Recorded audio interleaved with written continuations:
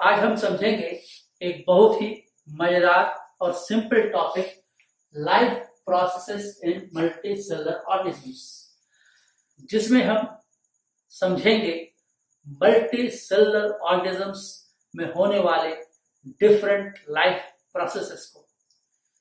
ये multicellular organisms क्या है और उसमें लाइफ प्रोसेसेस कैसे होते हैं। Organisms made of many cells are called multicellular organisms.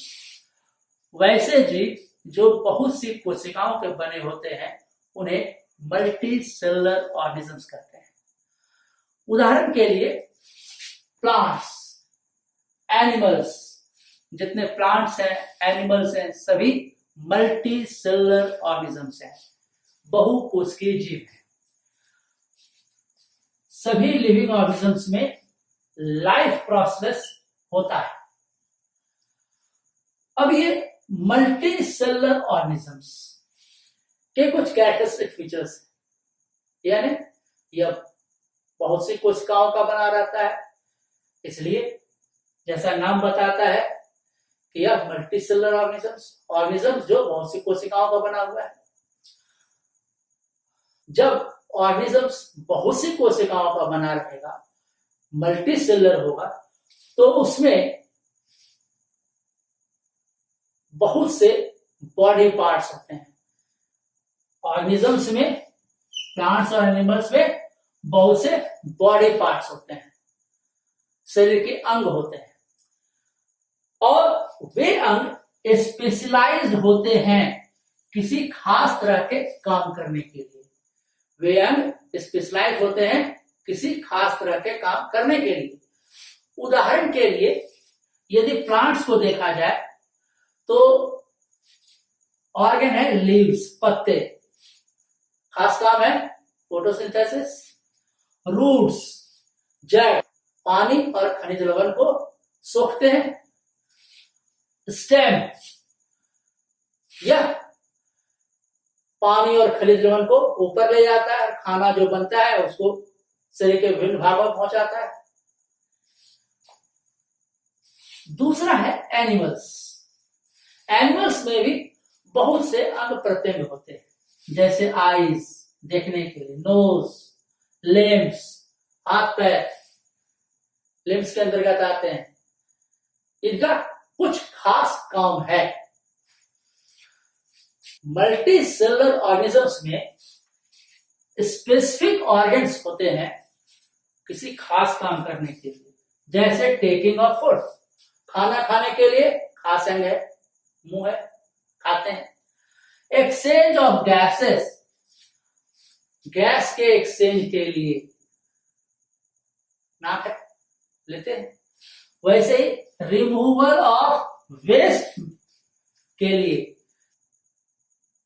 शरीर से वेस्ट मटेरियल्स, उत्सर्जी पदार्थ को बाहर निकालने के लिए खास अंग होता है। और फिर transportation of nutritive and excretory materials, पोषक तत्व और उत्सर्जी पदार्थ को ढोने के लिए भी हमें एक खास अंग होता है। इस सब के बारे में हम विस्तार से आगे पढ़ेंगे।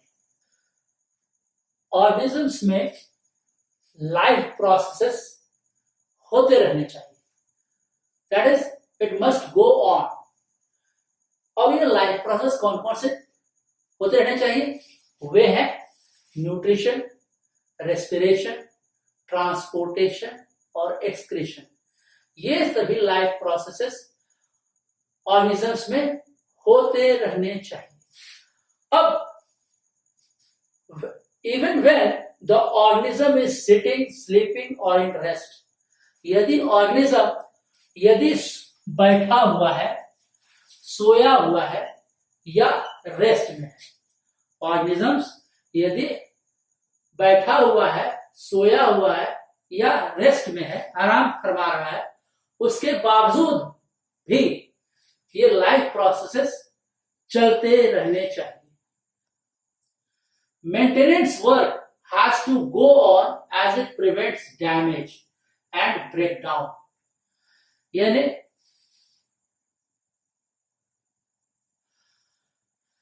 शरीर में मरम्मत का कार्य चलते रहना चाहिए,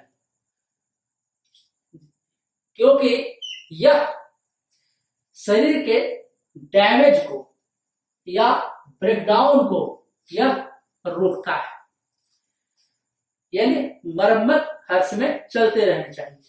उदाहरण के लिए हीलिंग ऑफ वुंड्स, यदि घाव हो गया है, कट गया है, छिल गया है, तो यदि उसका मरम्मत नहीं होगा तो क्या होगा, वह घाव बन जाएगा, बढ़ेगा और ऑर्गेनिज्म को परेशानी होगी, अंग प्रत्यंग का खराब होगा। इसलिए मेंटेनेंस वर्क, मरम्मत का कार्य शरीर में चलते रहना चाहिए। मेंटेनेंस कार्य करने के लिए हमें ऊर्जा की जरूरत है। कोई भी हम शरीर कोई भी कार्य करता है उसके लिए ऊर्जा की जरूरत है, वह मरम्मत का कार्य हो या और कोई लाइफ प्रोसेस हो, उसमें ऊर्जा की जरूरत है। अब यह ऊर्जा कहां से आती है? Energy comes from outside the individual body. ऊर्जा हर समय शरीर के बाहर से आती है। जैसे उदाहरण के लिए हम समझ सकते हैं, इन केस ऑफ प्लांट्स, पौधे को ऊर्जा कहां से आती है? बाहर से। कहां से? जैसे सनलाइट, सूर्य की रोशनी, water and dissolve minerals. Roots जो है डिजॉल्व मिनरल्स लेता है, घुलनशील अवस्था में मिनरल्स को लेता है, खनिज लवण को लेता है। इस तरह से प्लांट्स में एनर्जी बाहर से आता है। एनिमल्स में फूड के माध्यम से एनर्जी शरीर के अंदर आता है। इससे हमें यह समझ मिलती है कि लाइफ प्रोसेस हमेशा चलते रहना चाहिए। यदि लाइफ प्रोसेसेस रुक जाते हैं तो ऑर्गेनिज्म जो है वह मर जाएगा, ऑर्गेनिज्म विल डाई। यदि मेंटेनेंस वर्क, मरम्मती का कार्य शरीर में नहीं होगा तो ऑर्गेनिज्म धीरे धीरे करके मर जाएगा। लाइफ प्रोसेस इन प्लांट, इसके अंतर्गत पहला लाइफ प्रोसेस है न्यूट्रिशन। न्यूट्रिशन में प्लांट्स द्वारा मटेरियल्स को अंदर लिया जाता है शरीर के अंदर, और इसे बदल दिया जाता है, कन्वर्ट कर दिया जाता है, रूपांतरित कर दिया जाता है किसी दूसरे फॉर्म में, जो कि प्लांट्स यूटिलाइज कर सके, प्लांट्स उसको यूटिलाइज कर सके, उपयोग कर सके। किस चीज के लिए? एनर्जी रिक्वायरमेंट्स, यानी उससे वह ऊर्जा, उसको जितनी जरूरत है वो पूरा हो सके। और क्या? शरीर के अंदर जो टूट फूट है, रिपेयर है, वो हो सके और शरीर की वृद्धि हो सके। उदाहरण के लिए वाटर, पानी, यह जड़ों से अवशोषित होता है और प्लांट के शरीर में जाता है। फूड ग्लूकोज के रूप में सिंथेसाइज होता है, बनता है। कहां बनता है? लीव्स में, ये रहा लीव्स। और भोजन बन गया तो वह कहीं जमा होना चाहिए, वह प्लांट के डिफरेंट पार्ट्स में, अलग अलग भागों में जमा होता है। इस प्रक्रिया को फोटोसिंथेसिस कहते हैं, प्रकाश संश्लेषण कहते हैं। इसे हम एक रिएक्शन के रूप में इस प्रकार से लिख सकते हैं।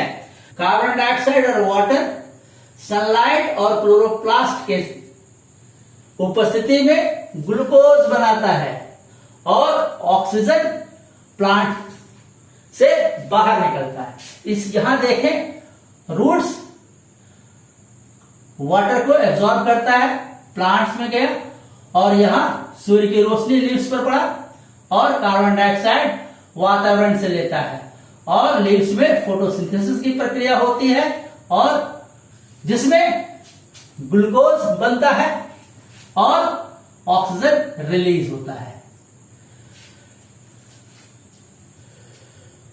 दूसरा लाइफ प्रोसेस है रेस्पिरेशन।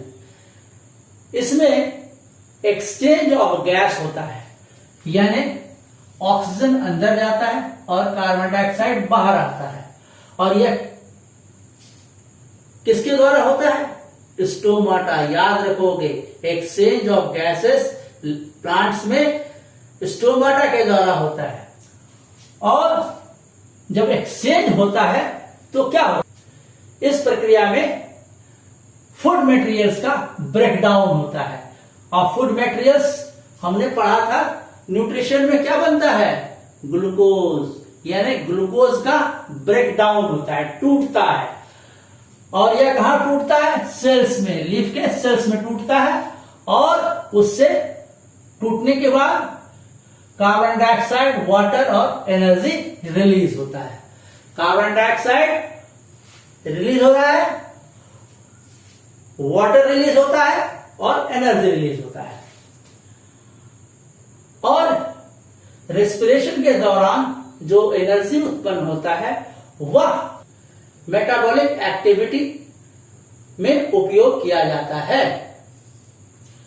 इसे हम एक रिएक्शन के रूप में भी लिख सकते हैं, जैसे ग्लूकोज ऑक्सीजन के प्रेजेंस में कार्बन डाइऑक्साइड, वाटर और एनर्जी रिलीज करता है। यह प्रक्रिया फोटोसिंथेसिस से जस्ट उलट है। उसमें ग्लूकोज बनता है और रेस्पिरेशन में ग्लूकोज टूटता है।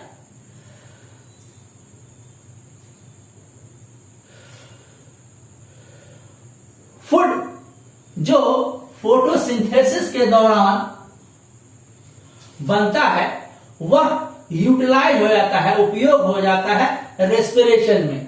और उपयोग होने के दौरान क्या होता है? यह ग्लूकोज टूट जाता है कार्बन डाइऑक्साइड, वाटर और एनर्जी में। तीसरा प्रोसेस है ट्रांसपोर्टेशन, परिवहन। प्लांट्स में मटेरियल्स का ट्रांसपोर्टेशन होता है और वह वैस्कुलर बंडल के द्वारा होता है। यह वैस्कुलर बंडल कहां पाया जाता है? यह वैस्कुलर बंडल रूट्स में, स्टेम में और लीव्स में यह पाया जाता है, और इसी के द्वारा वाटर और फूड का ट्रांसपोर्टेशन होता है। चौथा प्रोसेस है एक्सक्रीशन। यह एक्सक्रीशन क्या है? Removal of respiratory and metabolic waste from the body is called excretion. उत्सर्जन क्या है? शरीर से रेस्पिरेटरी और मेटाबॉलिक वेस्ट को बाहर निकालने की प्रक्रिया को एक्सक्रीशन कहते हैं, उत्सर्जन। प्लांट्स में कोई एक्सक्रीटरी ऑर्गन नहीं होता है, प्लांट्स में कोई उत्सर्जी अंग नहीं होता है। तो कैसे करता है उत्सर्जन? कैसे करता है? ध्यान दो, कार्बन डाइऑक्साइड जो प्रोड्यूस होता है रेस्पिरेशन के दौरान, श्वसन के दौरान जो कार्बन डाइऑक्साइड प्रोड्यूस होता है, और फोटोसिंथेसिस के दौरान जो ऑक्सीजन प्रोड्यूस होता है, वह शरीर से, प्लांट के शरीर से एक्सपेल्ड हो जाता है, बाहर निकाल लिया जाता है। किसके द्वारा? स्टोमाटा के द्वारा। और ये स्टोमाटा कहां पाया जाता है? लीव्स में। ठीक है। और ये कार्बन डाइऑक्साइड और ऑक्सीजन जो है ये लेंटिसिल्स के द्वारा भी बाहर निकल जाता है। यह लेंटिसिल्स क्या है? मोटे मोटे पेड़ जो होते हैं उसमें क्रैक्स होता है, फटा फटा सा लगता है, उसके अंदर से रेस्पिरेशन के दौरान जो कार्बन डाइऑक्साइड बनता है वह लेंटिसिल्स के माध्यम से बाहर निकल जाता है। कुछ वेस्ट प्रोडक्ट्स लीव्स में कलेक्ट होते हैं। उत्सर्जी पदार्थ कुछ लीव्स में, पत्तों में जमा हो जाता है।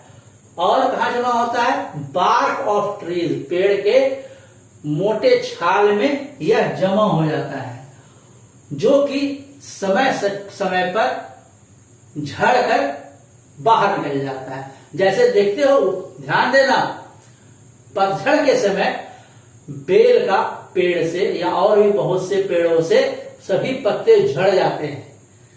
यह क्या है? यह उत्सर्जन है। प्लांट्स अपने एक्सक्रीटरी वेस्ट को शरीर से इस विधि के द्वारा बाहर निकाल लेता है।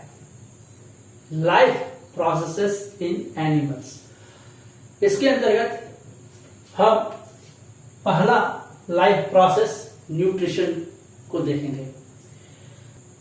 न्यूट्रिशन में शरीर के अंदर भोजन लिया जाता है और उसे कन्वर्ट कर दिया जाता है ऐसे सब्सटेंस के रूप में जो कि एनिमल्स के द्वारा यूटिलाइज हो सके, यानी उपयोग में लाया जा सकते। और वह उपयोग किस चीज में होगा? एनर्जी की पूर्ति के लिए, शरीर की मरम्मत के लिए और शरीर के वृद्धि के लिए। उदाहरण के लिए इंसेक्ट्स, फिशेस, बर्ड्स इत्यादि। भोजन को शरीर के अंदर लिया जाता है और शरीर के अंदर कहां? एलिमेंट्री कैनाल में, आहार नाल में। किसके द्वारा? मुख के द्वारा। मुख के द्वारा अंदर लिया जाता है और एलिमेंट्री कैनाल में ही यह ब्रोकन डाउन, इसको तोड़ दिया जाता है, विखंडित कर दिया जाता है ऐसे सब्सटेंस के रूप में जो सिंपल है और जिसे शरीर के द्वारा एब्जॉर्ब किया जा सकता है और एसिमिलेट हो सके, स्वांगीकृत हो सके। एनिमल्स में दूसरा लाइफ प्रोसेस है रेस्पिरेशन। रेस्पिरेशन हमने पहले भी पढ़ा कि यह एक प्रक्रिया है, इट इज ए प्रोसेस जिसमें oxygen is acquired from outside the body. शरीर के बाहर से ऑक्सीजन, शरीर के बाहर से ऑक्सीजन शरीर के अंदर ले जाता है और यूटिलाइज, उसका उपयोग हो जाता है किस चीज में? Breakdown of food sources. जो भी डाइजेशन में फूड बना था, डाइजेस्टेड फूड था, उसको तोड़ा जाता है और तोड़ने के दरमियान क्या होता है? रिलीज होता है एनर्जी और कार्बन डाइऑक्साइड।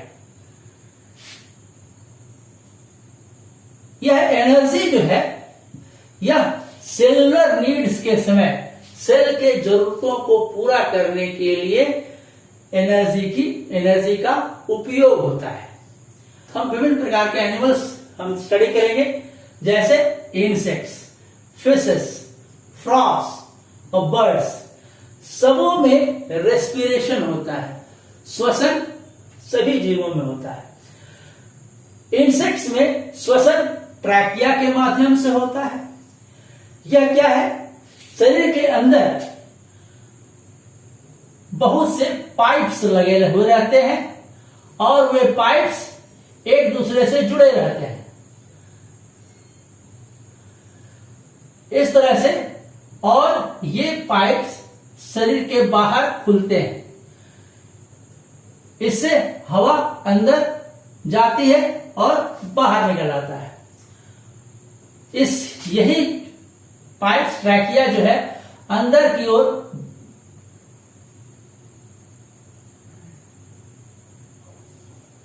भी पाए जाते हैं जो खुले होते हैं और उससे एक्सचेंज ऑफ गैसेस होता है। फिशेस में रेस्पिरेशन गिल्स के द्वारा होता है। गल्फर के पास ऐसे कर निकालते हैं तो गल्फर से यह श्वसन होता है, एक्सचेंज ऑफ गैसेस होता है। मछली गटागट पानी पीती है और गल्फर से निकालती है। ऐसी दौरान पानी में घुलनशील ऑक्सीजन गिल्स के माध्यम से शरीर में वितरित हो जाता है। फ्रॉग में रेस्पिरेटरी ऑर्गन है स्किन और लंग्स। इसके अंदर स्किन से एक्सचेंज ऑफ गैसेस होता है और इसमें लंग्स भी पाया जाता है। फ्रॉग में लंग्स भी पाया जाता है जिससे कि एक्सचेंज ऑफ गैसेस होता है। चौथा उदाहरण है बर्ड्स।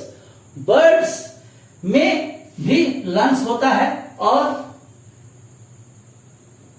इसी से इसका रेस्पिरेशन होता है। तीसरा लाइफ प्रोसेस है ट्रांसपोर्टेशन या सर्कुलेशन। इसमें मटेरियल्स का ट्रांसपोर्टेशन होता है one part of the body to the other part. एक जगह से दूसरे जगह इसका ट्रांसपोर्टेशन होता है। किस लिए? For ease of life process, यानी जितने भी लाइफ प्रोसेस हैं वे आसानी से चल सकें। इसलिए मटेरियल्स एक बॉडी के एक भाग से दूसरे भाग में जाता है। वो कौन कौन से मटेरियल्स है जो शरीर में एक जगह से दूसरी जगह जाता है? वह है डाइजेस्टेड फूड मटेरियल्स, दूसरा है ऑक्सीजन, तीसरा कार्बन डाइऑक्साइड, हार्मोन्स। ये सब ऐसे पदार्थ हैं जो शरीर के विभिन्न जगहों पर उपयोग में लाए जाते हैं। तो ट्रांसपोर्टेशन विभिन्न एनिमल्स में जैसे इंसेक्ट्स, फिशेस, फ्रॉग्स और बर्ड्स, इनमें ट्रांसपोर्टेशन होता है इन्हीं सब मटेरियल्स का। एनिमल्स में सर्कुलेशन इन ऑर्गन्स से होता है जैसे हार्ट्स, हृदय। इंसेक्ट्स में भी ट्रांसपोर्टेशन हार्ट के द्वारा होता है। मालूम है एक बात, एक जानकारी है कि इंसेक्ट में कितने हार्ट होते हैं? इंसेक्ट्स में 13 हार्ट होते हैं। इंसेक्ट में कितने होते हैं? 13। फिशेस में 1, इस फ्रॉग में 1, बर्ड में 1। तो सबसे ज्यादा हार्ट इंसेक्ट्स में है, यानी इंसेक्ट दिलदार होता है, इसमें बहुत से दिल हैं। अब हम समझेंगे कि ये सब मटेरियल शरीर के विभिन्न भागों में एक जगह से दूसरी जगह कैसे पहुंचते हैं। इंसेक्ट्स में 1 चैम्बर का हार्ट होता है, फिशेस में 2 चैम्बर का हार्ट होता है, फ्रॉग में 3 चैम्बर का हार्ट होता है और बर्ड्स में 4 चैम्बर का हार्ट होता है। ध्यान से देखो, जैसे जैसे एनिमल्स में इवोल्यूशन होता है, विकास हुआ है, तो ऑर्गन्स भी कॉम्प्लिकेटेड होते जा रहे हैं, क्लिष्ट होते जा रहे हैं।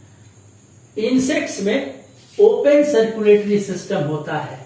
इसका मतलब होता है कि इसके अंदर हार्ट रहता है और इसमें ब्लड वेसल्स नहीं पाए जाते हैं। सभी हार्ट पंप करता है ब्लड और सभी ऑर्गन्स ब्लड में डूबते उतरते रहते हैं। ये सभी पदार्थ ब्लड के साथ हार्ट से और अन्य बॉडी पार्ट्स में वितरित होते रहते हैं। फिशेस, फ्रॉग्स और बर्ड्स में क्लोज्ड सर्कुलेटरी सिस्टम होता है, यानी इसमें हार्ट पाया जाता है और ब्लड वेसल्स पाए जाते हैं। ब्लड हार्ट और ब्लड वेसल्स में पाए जाते हैं और ये सभी पदार्थ ब्लड में शरीर से आते हैं और एक जगह से दूसरे जगह वितरित हो जाते हैं। अगला लाइफ प्रोसेस है एक्सक्रीशन। इसमें एनिमल्स के शरीर से टॉक्सिक वेस्ट सब्सटेंसेस को बाहर किया जाता है। For example, insects, fishes, frogs और बर्ड्स, ये सभी एनिमल्स हैं। इसमें से toxic waste substances, nitrogenous waste को शरीर से बाहर निकाला जाता है, क्योंकि यह हार्मफुल है। यदि शरीर में रहेगा तो यह शरीर को हानि पहुंच सकता है।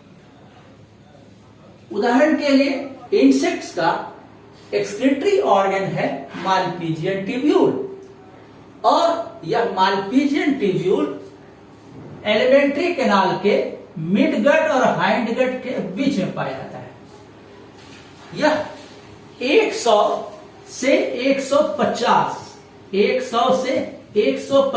की संख्या में यहां होते हैं।